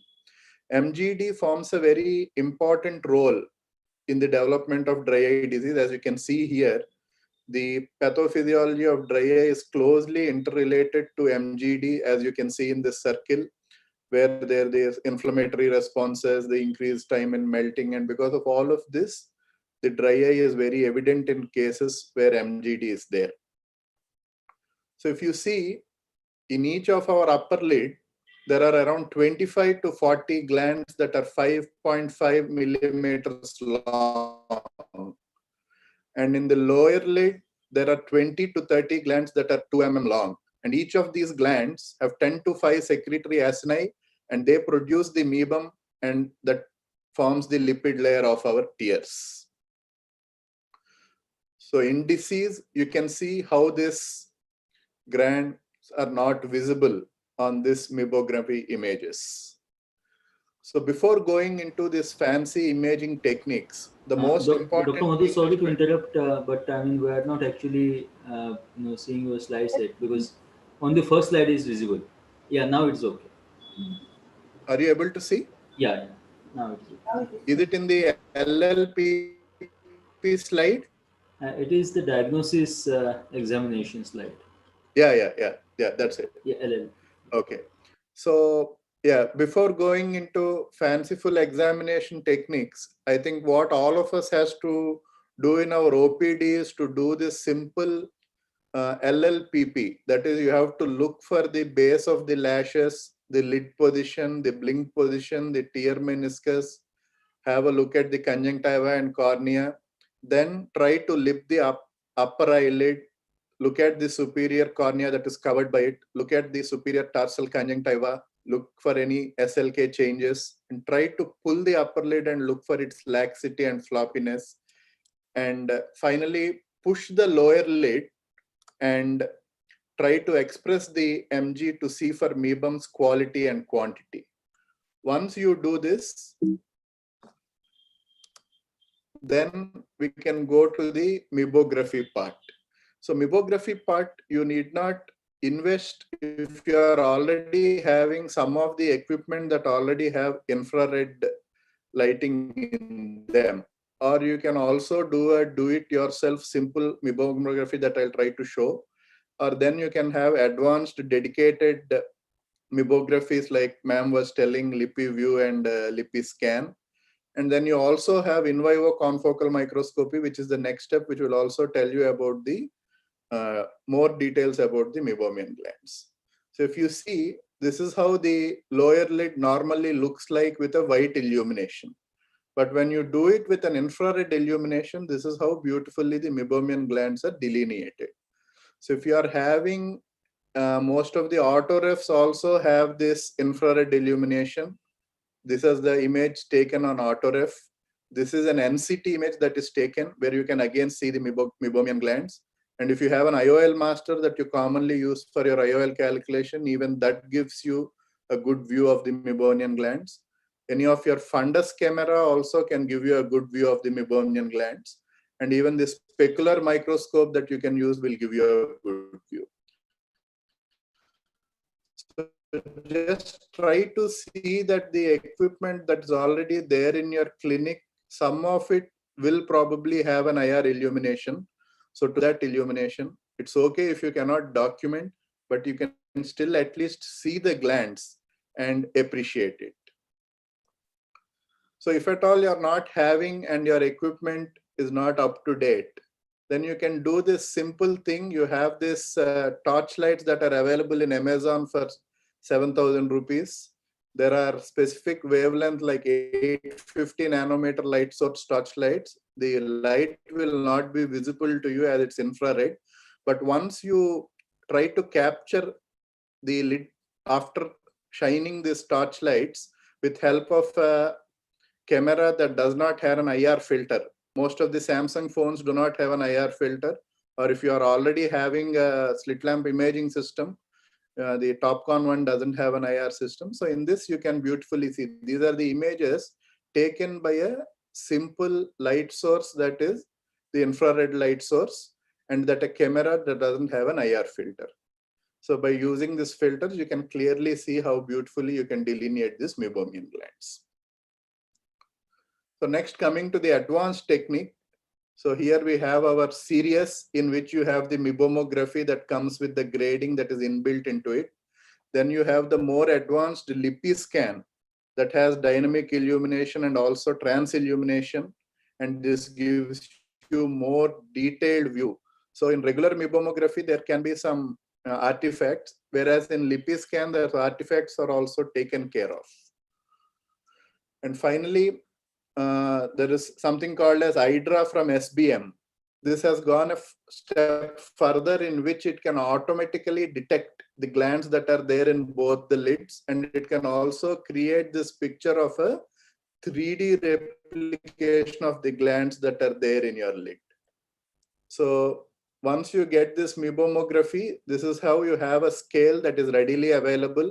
Most of the advanced machines give this scaling by default, but if you're just looking at any other infrared light source, you can use this scale to grade the disease in both the lids. So next, going a step further, if you have access to in vivo confocal microscopy, then there are 4 types of meibomo scales that you see there. One where you can see this nice hollow structures. This is a normal meibomian gland structure. In the second one, here is type 1. There is mild obstruction of the lumen with minimal inflammation. So this is how you see it on in vivo confocal microscopy. And if you go a step further, where you can see intraepithelial and intergranular inflammations also in vivo confocal microscopy. And the last stage is the dropout of glands, where you only see fibrosis and epithelial destruction, but there are no glands at all. So this is about the glands, how you can look at them through meibography and how you analyze them. Now, if you want to look at the lipid layer that is specific to these glands, again, you can have a assessment of the lipid layer thickness specifically, and also the non-invasive tear breakup time to look at the efficacy of the lipid layer. So if you see this LIPI view is something that is part of that system that comes. LIPI scan does the meibography, LIPI view does the lipid layer thickness. So lipid layer thickness should be above 100 microns. As you can see, that is normal in the above picture. So any thickness that is below 100 is considered to be abnormal. So it also correlates the lipid layer thickness with the meibomian gland dropout. So as the meibomian gland dropout is there, obviously your lipid layer thickness will decrease, as you can see in the graphs here. These are the number of blinks that have happened during the examination. So if you have a combination of LIPI scan and LIPI view, it will give you a comprehensive idea of what is going on with the meibomian glands. So next is the non-invasive tear breakup time. This is what we have done using our series. So once you capture the image after 2 blinks, then it assesses so the tear film is shown as green, and slowly the red spots are the dry spots that are happening. So this is the non-invasive tear breakup time.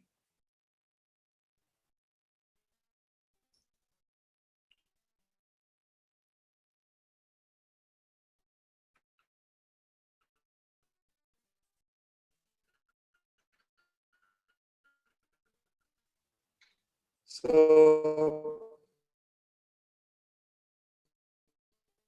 coming to the management of meibomian gland disease, we again have to be specific in which part of using antibiotics, as we know that the effects of bacteria on this pathophysiological process is mainly by lipases and MMPs. So we usually use oral doxycycline 100 mg BD for 2 to 3 weeks. Mycin, we prefer to use 1% eye ointment night time for 2 weeks. And now there are azithromycin plus dexamethasone eye drops that are available. So in inflammatory stage or acute stage, we try to give this BID or TID for 2 weeks. We start them on high dose steroids like dexamethasone or prednisolone. And mostly we start off with loteprednol, and then if it doesn't respond, we're available in India. But essential fatty acids, however, the DREAM study tells it doesn't have a role, but 80% of to use it as it has an adjunctive therapy in dry eyes. So there is no harm in supplementing the patients with omega-3 fatty acids. You can continue that for 3 to 6 months. And then you have to treat the blepharitis and desmodex with lid scrubs and tea tree oil. So coming to different ways of treating MGD. So hot compresses and massages are what we know. So if you go a step further, this will be more specific and useful for the patients.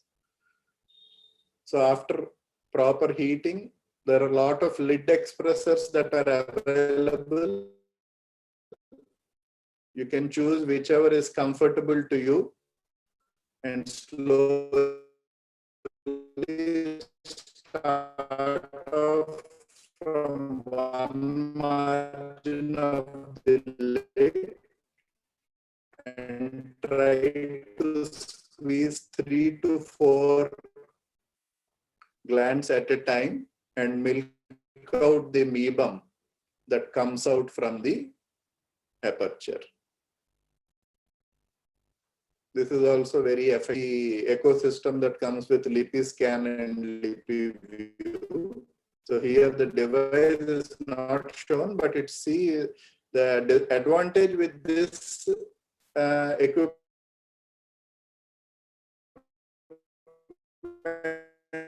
is it also heats it from the inner lid side.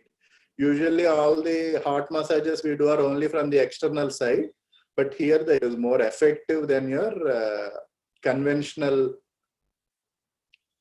And once this happens, the acini start producing the mebum normally again, and the clogged parts get cleared.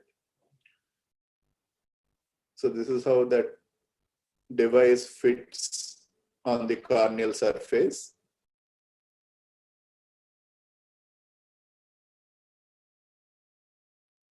So it does not apply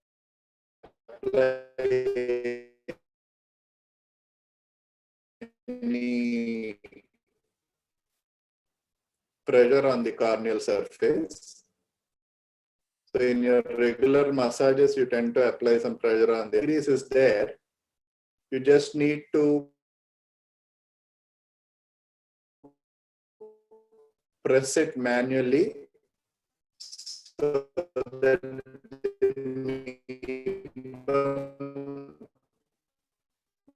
gets nicely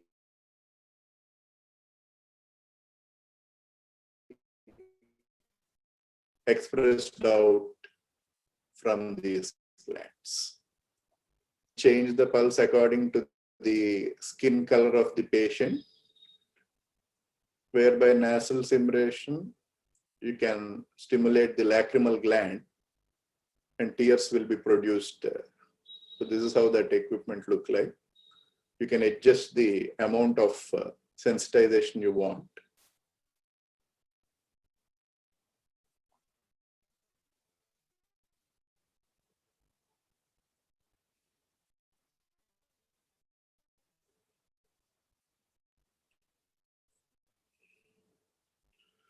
So to end it on a lighter weight, all the therapies for MGD are in a way like your spouse. You presume to control them, but in reality, the control is only transient. So whatever the technology that is available to us today, they are not on a temporary basis. So we have to explain them to the patients. Thank you.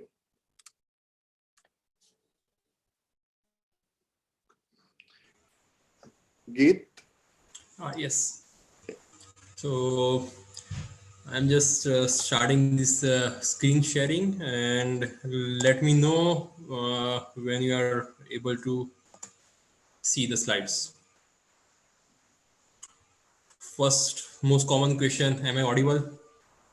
Yes, you are audible and Okay. visible both, and we can see your slides. Thanks, Keith. Okay, fine. So first of all, thanks a lot, Bharti madam, for making this cornea debatable and talkative.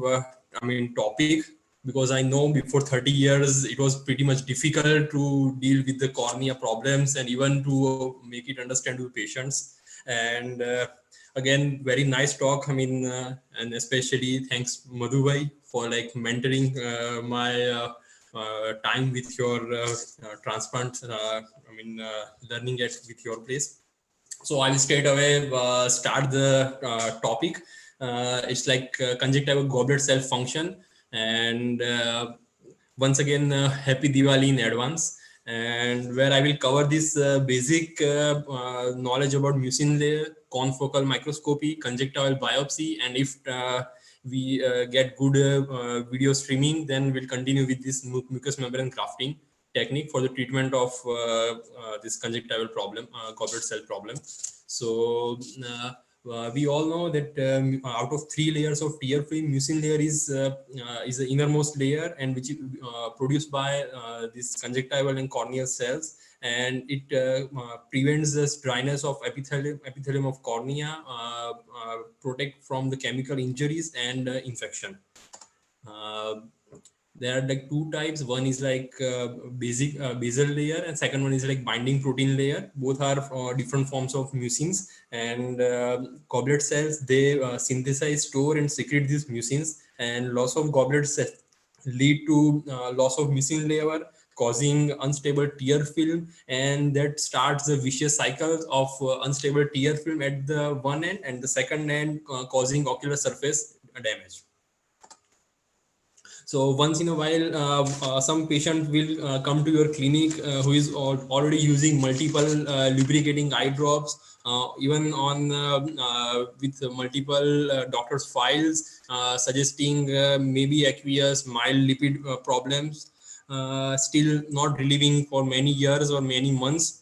So these are the patients who require proper chair time, detailed history, and examinations. And if you find some problem with aqueous, also check for lipid problem. And these are the patients who are not dealing with the proper medications of lubricating, or with this warm compress, or this mebobian gland secretion treatment, suggested by Dr. Madhubhai. Those are the patient likely the candidates of this mucus layer problem. So again, basic parameters: T-BUT, corneal staining, Schirmer, and ocular surface. This is the next questionnaire. So on fluorescent stain, we found some positive finding of damage in the corneal layer. So these are the findings, and this time we need to suspect the patient might be having some problem with either mucin layer or maybe some problem with the goblet cell function. Confocal microscopy is the technology where we can use not in the day-to-day practice, but for the research purpose. And here we can go ahead with this impression cytology, and we can examine the layers of these goblet cells and the mucin production and the secretion pattern. So in this slide, we can see the very good documentation of these goblet cells and the secretion of the mucin layer. And this second picture showing the hollow area of the goblet cell, and there are absent of the mucin secretion. And the study was done in 2008, and they have pretty good images. Even on this immunofluorescent assay, we can see this very beautiful mucin layer secretion. Even in perpendicular section, we can see this mucin layer. So this study basically was done to show the images of these goblet cells, the production of the mucin layer. Just this basic study providing good knowledge of this functioning of this mucin layer and these goblet cells. So these are the 4 images. First image is like the basic, what we can call it, without any staining or any special material. This second and third showing this goblet cell visualization with the laser confocal microscopy, and the last one showing this braid with the staining. So after I mean finishing with this confocal laser, we can go ahead with this PCR technology. In PCR study is like suggesting of MUC4. This is like particular complex which is the basic production from the goblet cell, and this MUC4 gene we can study from this RT-PCR, immunorobot, immunoassay technology, and with the process section impression cytology. So all this basic study, they are just showing this mucin layer, their production, and the how they are seen on these different modalities. So again, this one more study dividing 3 group. First group is 21 patients in unstable TL film, 21 patients in aqueous deficiency group, and 17 normal. All the basic study and lipid layer interferometry and conjunctival impression cytology was done. So this study is suggesting that this MUC5AC and MUC16, these are the lower level found in the patients of the unstable tear film, and indirect suggesting that those patients with problem with aqueous deficiency and even with lipid problem, there must be some underlying mucin layer deficiency. Uh, Once again, this most important studies like keratoconus and dry eyes. We are, aware of that the keratoconus patient are complaining of dry eyes. And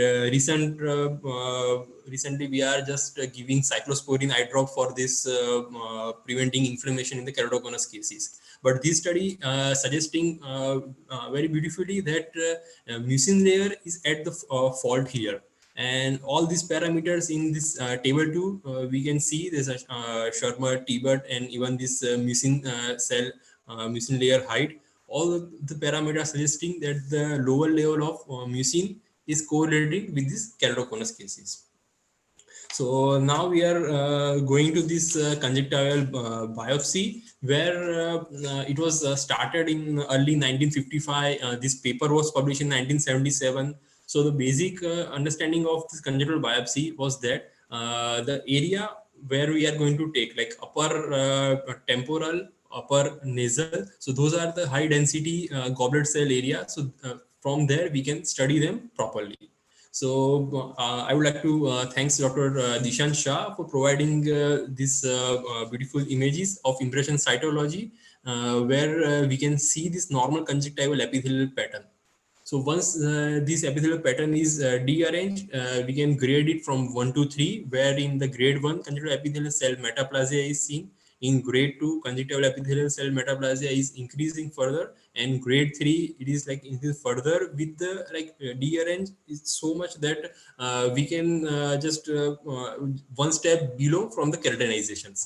And Whiteout spots is the properly showing the focal area of keratinization epithelium, and when the normal mucosal layer is disrupted here. So once we suspect mucin layer problem, what are the modalities we have? So if the mucin layer is excess, we are going to face is the filamentary keratitis problem, and here we can use this N-acetylcysteine. While this newer drug which was launched in 2012, the revapimide, where the mucin layer is suspected, with the experience, we can just give trial of these revapimide drops for like 2 weeks, and again we can assess the patient in 2 weeks time. So far we know that mucin layer always we can suspect where our normal aqueous deficiency problem and the drops are not working. And second most common thing is in the routine clinical practice, when we are seeing this corneal staining, we always need to think of the surface problem. There are 2 major diseases. One is like pemphigoid, second one is SJS. So here I'm just discussing this 4-year follow-up of this ocular cicatricial pemphigoid case, where we can see this from starting from inferior fornix. Always female patient presenting with severe dry eye, around 50 years, bilateral problem, always suspect for OCB in this kind of clinical scenario. and with the help of rheumatologist, I'm treating this patient. Again, it's pretty difficult. We have to give lots of systemic therapy, steroid, azathioprine, methotrexate, and even cyclophosphamide. And SGS is beautifully covered. And just I want to show this MMG technique. If the video streaming is good, we can just continue this procedure. For like 2 minutes video. So first we need to, identify this keratinized margin, the corneal opacity here. Keratinization is most important pathological problem in this SJS cases, where we need to remove this keratinization, and we are putting this MMG to protect the cornea. So this is the basic fundamental of this MMG procedure. So after everting the lead, we are going to mark it for 20 millimeter in the length and 4 millimeter in the width.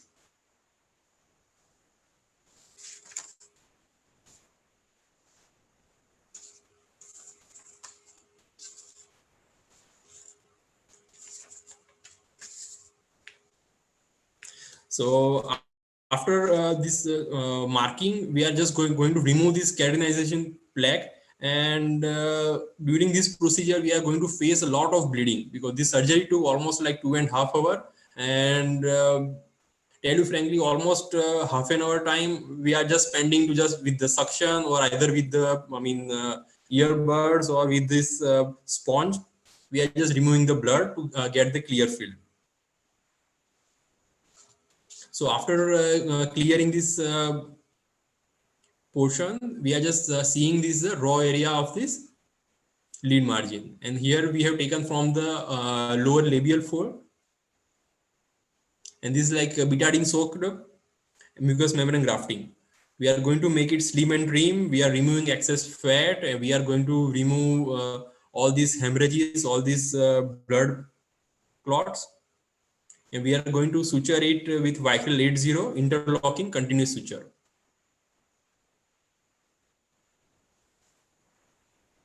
I don't know whether this video quality is good, otherwise we can just keep it. It's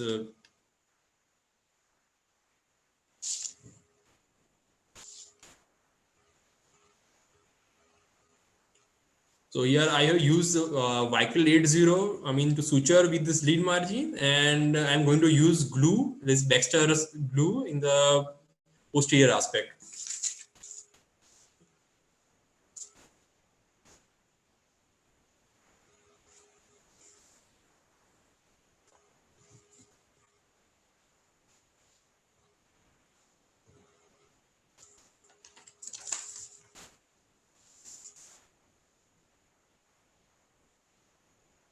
So we need to remove this excess glue and excess conjunctival tissue.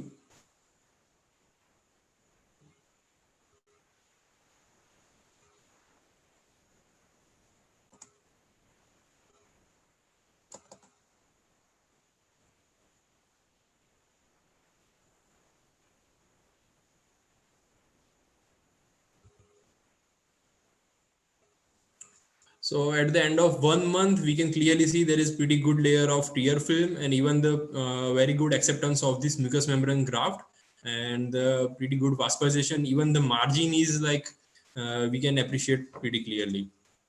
So I just like to, end this presentation with a note like, again, basic clinical skills, T-Bud Sherman and corneal staining is most important. We are always keeping, mucin role in this dry eye problem. And again, the, severe condition like SJS, OCP, MMG is like severe for the cornea. So I would just like to end this topic here, and I think we can open for the discussion.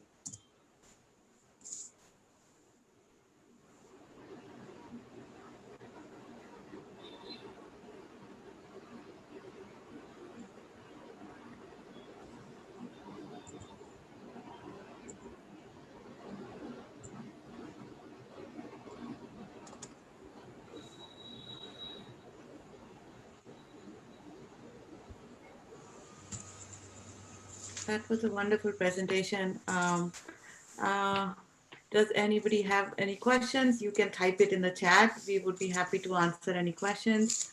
You can direct it to a specific person, or you can just put it out there so one of the experts can answer your questions.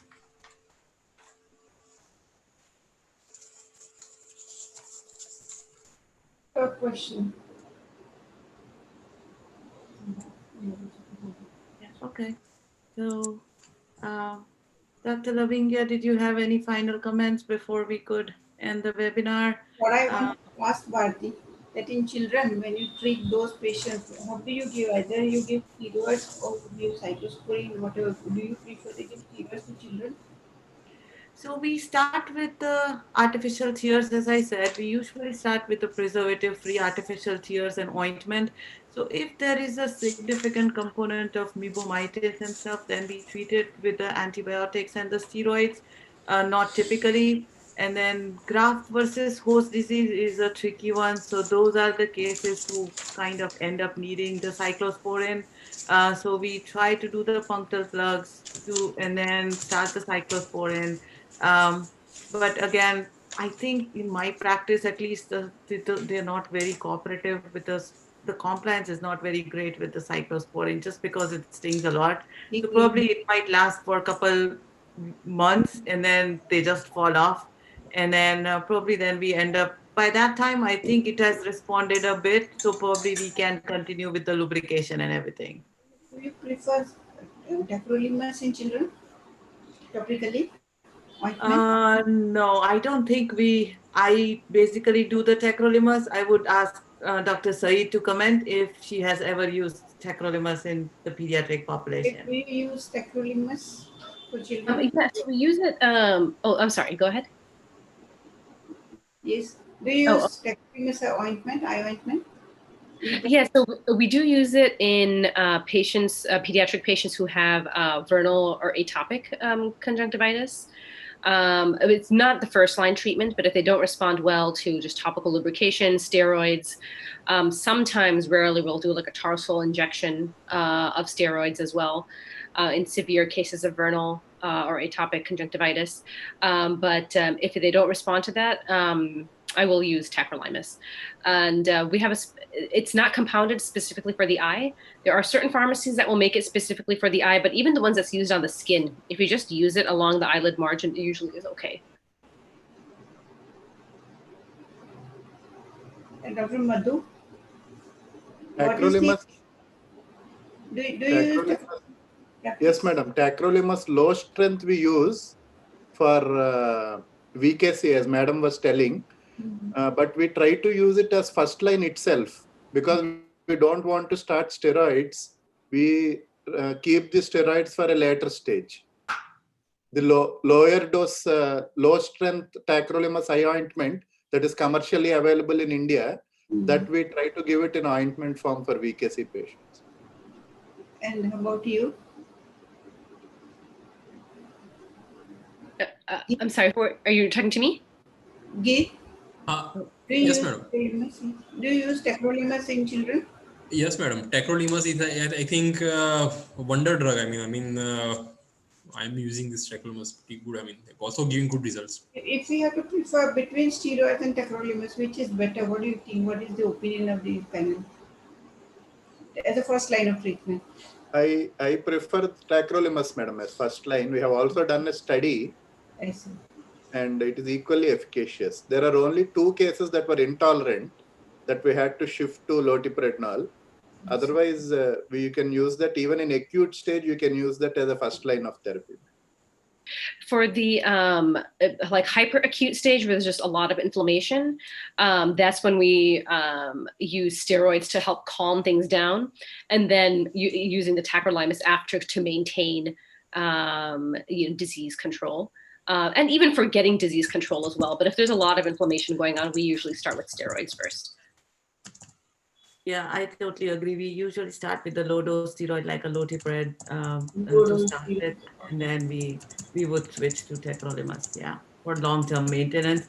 If you need to continue the steroid for a super long time, then you start getting worried about the side effects of steroid. And compliance is also a bit poor. They are likely to touch the price. That's right. So any other question for anybody? You want to ask anything to the panel? Hello. I have a question for Dr. Bharti and Dr. Hajira. There is a molecule liftigrast in USA, Zitra, which is a brand name. So, would like to know, I mean, your experience with this particular molecule because it is not still launched in India. Not available in India. Yeah. You know, I feel like it's been such mixed results. I would say it's literally been 50-50. Half the patients feel that they have an improvement. The other half, it's not even they didn't have an improvement, they don't like it. It burns them, it stings, and they feel like it doesn't make their dry eye any better. So it's very half and half. And the mechanism of action is not very well known, even though it's drug in production. We don't fully understand exactly how it works. And so I think in severe dry eye cases, it does not tend to help as much. It's more in like the moderate dry eye range.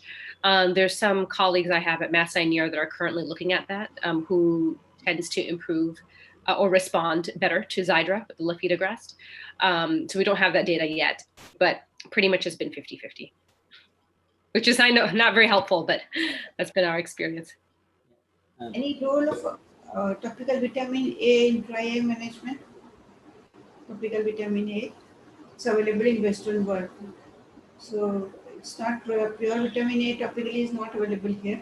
But do you use this topical vitamin A ointment for these children? I use it for an SJS. It's thought that the topical vitamin A ointment. Is another name of Regipital, which is available there. I'm sorry? Regipital, it is available under the name of Regipital eye ointment, vitamin A. So do you think that it has some good effect in the eye? So I use it in patients. It's thought to reduce the incidence of lid margin keratinization, which can cause severe ocular surface disease. We don't know how helpful it actually is. Session finished business center. Sorry, I think there's just some. There we go. Most there, vitamin A topically. A vitamin, yes. Yeah. Sorry, I think there's a little bit of a lag in between the video here. So it is used in dry eye. I don't know how commonly it really is used in just general dry eye. We use it in SJS to prevent keratinization of the eyelid margin. I know that there are others who will use it just for dry eye in general, and they seem to have a good response, but I don't use it in general. I only use it in SJS patients. So, any other question, anybody? Shall we sum up, Dr. Varudkar? Yeah, ma'am. Just before we conclude, one question I'm having, which is actually not related to the topic of dry eye, ocular surface squamous neoplasia. I mean, with regard to this particular condition, how often do we prescribe interferon eye drops to these patients, and what is the treatment approach in these patients? It is a line of treatment. Topical interferon drops is a line of treatment for first chemo reduction. And how long does a patient need in general these drops? Normally there are 4 cycles, 15 days each, and then in between drop of 15 days, and 4 cycles are given. 4 cycles in general. Yeah. And most of these type of early lesions, they do respond to right. Yeah. So I mean, it was really wonderful to have all of you with us today, and listening to you and your topics. It was really insightful for all of us, and we are really thankful to Dr. Lavingya ma'am for giving us an opportunity to be associated with you, and we're really looking forward to have more such associations in coming days as well. And thank you once again, Dr. Lavingya, Dr. Bharti Gangwani, Dr. Hajira, Dr. Madhu, and Dr. Keith for being with us today. Thank you, sir. Thanks a lot. Special word of thanks to Bharti, Hajira, Madhu, and Keith for cooperating and being part of this. Thank you, madam. Thank you. Thank you. Thank you so much. It was such an honor and a pleasure to be part of the webinar. Thank you. Thank you. Okay. Happy Diwali once again. Thank you. I wish you a very happy Diwali to all of you. Thank you.